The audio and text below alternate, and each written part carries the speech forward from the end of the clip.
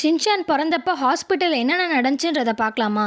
அதுக்கு முன்னாடி உங்களுக்கு ஷின்சான் ரொம்ப பிடிக்கும்னா லைக் அண்ட் சப்ஸ்கிரைப் மறக்காமல் பண்ணிடுங்க.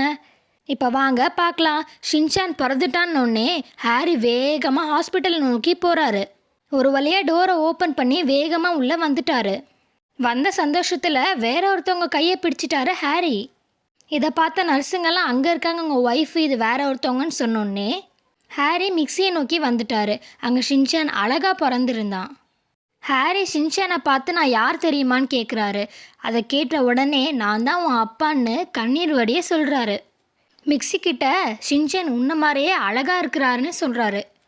மிக்சி ஹாரி கிட்ட பேர் எழுதிட்டு வந்தீங்களான்னு கேட்டதுக்கு ஹாரி இதோ எழுதிட்டு வந்திருக்கிறேன்னு பேப்பர் எடுக்கிறாரு. ஆனால் லெட்டர்ஸ்லாம் மலையில் நனைஞ்சிருச்சு. இருக்கிற லெட்டர்ஸை மட்டும் படித்தா சினோசுகேன்னு வந்துச்சு. அந்த பேர் ஷின்சானுக்கு ரொம்ப பிடிச்சதுனால ஷின்சான்னே வச்சுட்டாங்க.